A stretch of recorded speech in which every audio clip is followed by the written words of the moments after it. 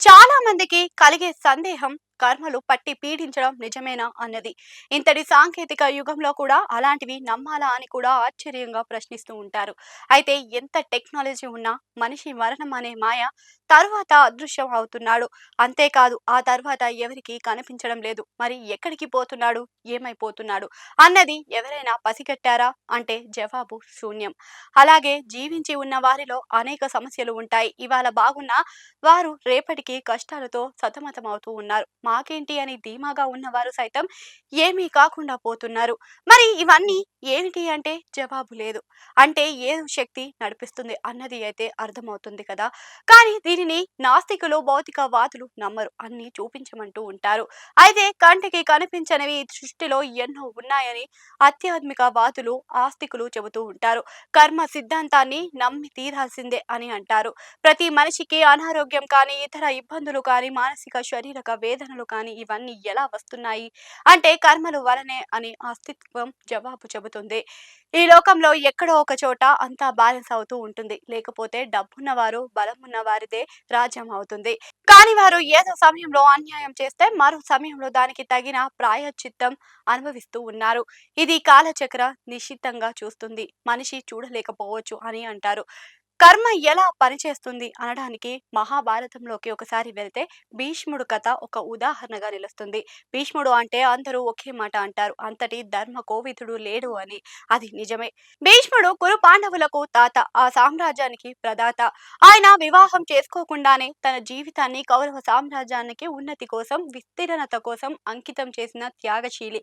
అలాంటి భీష్ముడికి సైతం కర్మ వదల్లేదు అంటే ఆశ్చర్యం వేస్తుంది. మహాభారతం యుద్ధంలో భీష్ముడిని అర్జునుడు శిఖండిని అడ్డుపెట్టి బాణం వేసి ఓడిస్తాడు. అయితే పార్థుని శర సంధానికి మరొకరైతే అక్కడే మరణించేవారు.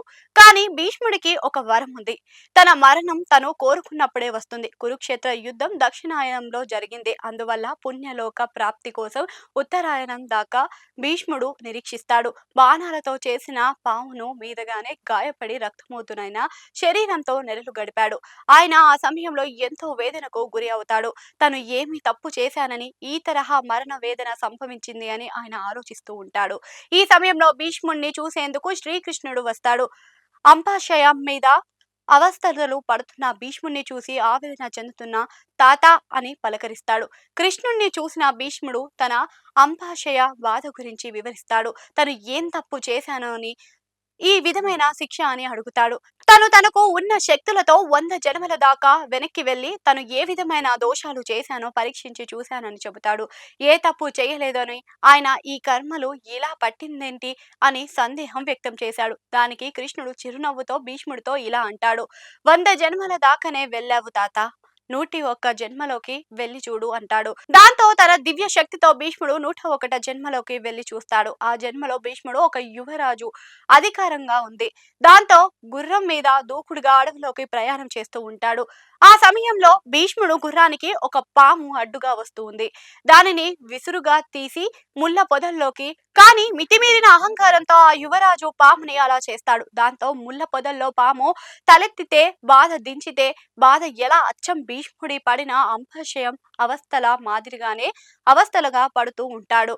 అది తెలుసుకున్న భీష్ముడు 101న జన్మలో చేసిన పాపం ఇన్నాళ్ళు ఎందుకు కర్మగా వెంట రాలేదు అని కృష్ణుణ్ణి ప్రశ్నిస్తాడు.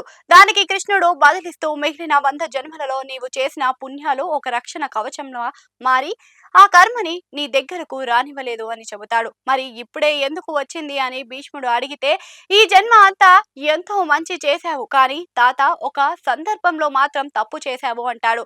అదే ద్రౌపది వస్త్రావరణం అని. ఆ సమయంలో సభలో పెద్దగా ఉన్న భీష్ముడిని ద్రౌపది ఎంత వేడుకున్నా రాజధర్మం పేరుతో భీష్ముడు మౌనం వహిస్తాడు. అలా చేసిన తప్పు వలనే ఈ జన్మలో అలాంటి కర్మ దూసుకొని వచ్చింది అనుభవించి తీరాల్సిందే అని చెబుతాడు. దీనిని బట్టి అర్థం చేసుకోవాల్సింది ఏంటి అంటే 100 జన్మలు అయినా కర్మ వెతికి వెంటాడుతుంది అని. అందుకే తెలిసి తప్పులు చేయకూడదు అని ధర్మ కోవిదులు చెబుతున్నారు.